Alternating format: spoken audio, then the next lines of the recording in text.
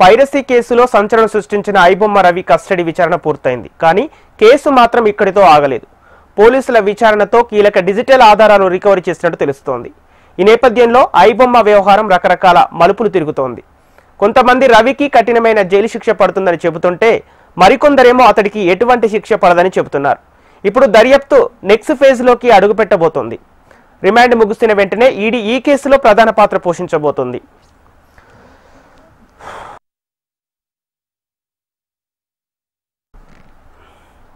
ఐబొమ్మ రవి తదుపరి దర్యాప్తు ప్రధానంగా క్లౌడ్ సర్వర్లలోని 21,000 సినిమాలున్నట్లు ఇప్పటికే పోలీసులు గుర్తించారు.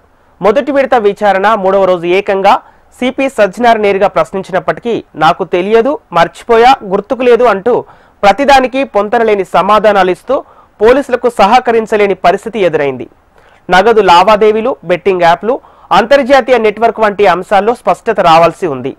కస్టడీలో రవికి చెందిన ల్యాప్టాప్, ఫోన్ల నుంచి రికవరీ చేసిన డేటాలో 66 మిర్రర్ డొమైన్స్, షాడో సర్వర్లు, ఆటో సింక్ బ్యాకప్లు వంటి కీలక ఆధారాలు దొరికినట్టు తెలుస్తోంది. ఇవి కేసును మరింత లోతుకు తీసుకెళ్లే అవకాశాలున్నాయని చర్చ జరుగుతోంది.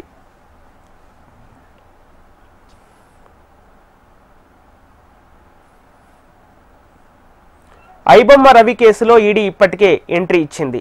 ఐబొమ్మ బప్పం వెబ్సైట్లలో అప్లోడ్ చేస్తూ పలు ఆన్లైన్ గేమింగ్, బెట్టింగ్ యాప్ల ద్వారా దాదాపు 100 కోట్లు సంపాదించినట్టు పోలీసు విచారణలో తేలింది.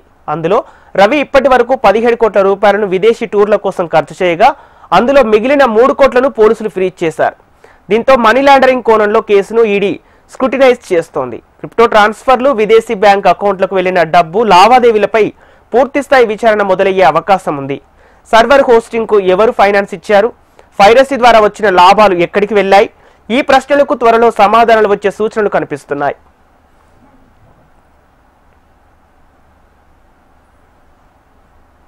ఐబొమ్మ రవితో 2022లో భారత పౌరసత్వం రద్దు చేసుకుని 80 లక్షలు పెట్టి కరేబియన్ పౌరసత్వం పొంది అక్కడే ఆఫీస్ ఏర్పాటు చేసినట్లు విచారణలో తేలింది. వీరిలో ఒకరు మిర్రర్ సైట్లను నిర్వహించారని, మరికొంతమంది ఇతర దేశాల్లో రవికి సినిమాల అప్లోడ్కు సహకరించినట్లు పోలీసులు సమాచారాన్ని సేకరించారు. రవి వెనుక ఉన్న అదృశ్య శక్తుల కోసం ప్రత్యేక టీంలు పనిచేస్తున్నట్లు సమాచారం ఉంది. ప్రతి 15 రోజులకు ఒకసారి విదేశీ టూర్స్ తిరిగినట్లు గుర్తించారు. ఫ్రాన్స్, అమెరికా, దుబాయ్, థాయిలాండ్ వంటి దేశాల్లో ఖరీదైన హోటల్లో విలాసవంతమైన జీవితాన్ని గడిపినట్లు పోలీసుల విచారణలో తేలింది. ఇలా రవికి సంబంధించిన ప్రతి అంశాన్ని తదుపరి దర్యాప్తులో మరికొన్ని విషయాలు వెలుగులోకి వచ్చే అవకాశం ఉంది. ఐబొమ్మ రవి పైరసీ వ్యవహారం అతడిని సెలబ్రిటీని చేసేశాయి. ఐబొమ్మ రవి విదేశీ సర్వర్లు, ఐపీ అడ్రస్, బ్యాంకు లావాదేవీలకు సంబంధించిన ఇప్పటికే సమాచారం రాబట్టారు. ఐబొమ్మ పోస్టర్లు, బగ్ తయారు చేసి ఇచ్చిన మిత్రుడు నిఖిల్, సోదరి చంద్రిక బ్యాంకు ఖాతాలకు డబ్బులు పంపించినట్లు తేలింది. ఇలా ప్రతి అంశాన్ని క్షుణ్ణంగా పరిశీలించినట్లు తేలినప్పటికీ రవి కస్టడీ విచారణ ముగిసి ఉండవచ్చు. కానీ పోలీసులు అతన్ని మరింత లోతుగా దర్యాప్తు చేసే అవకాశాలు కనిపిస్తున్నాయి. ఇక ఇదే క్రమంలో కొంతమంది న్యాయవాదులు అతడి తరపున వాదించడానికి ముందుకొచ్చారు. ఇక సోషల్ మీడియాలో అయితే రవికి అనుకూలంగా కొంతమంది పోస్టులు పెడుతున్నారు. సిపి సజ్జనార్ను తప్పుపడుతూ సోషల్ మీడియాలో పెద్ద ఎత్తున ట్రోల్స్, మీమ్స్ చేస్తూ వైరల్ చేస్తున్నారు. దీంతో సాధారణ ప్రజల నుంచి ఐబొమ్మ రవికి ఎనలేని మద్దతు ఇప్పటికే వచ్చింది. దీంతో రవి కేసు ఎటు మలుపు తిరుగుతుందో అన్న చర్చనీయాంశమైంది.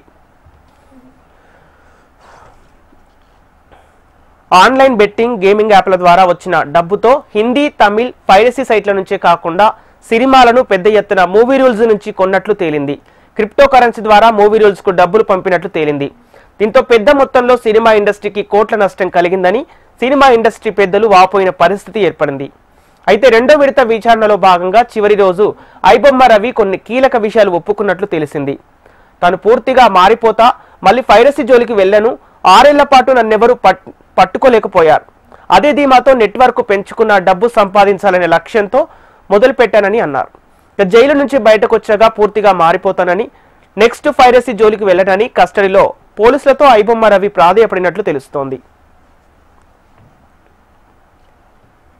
ఏది ఏమైనప్పటికీ ఐబొమ్మ కేసులో కీలకంగా డిజిటల్ నెట్వర్క్లు, క్రిప్టోలో దాగిన నీడలు, వేరే దేశాల నుంచి నడిచే మిర్రర్ సైట్లు బయటపడడానికి కస్టడీ విచారణ అనేది ఒక తొలి ప్రయత్నం జరిగిందని కొందరు అభిప్రాయపడుతున్నారు.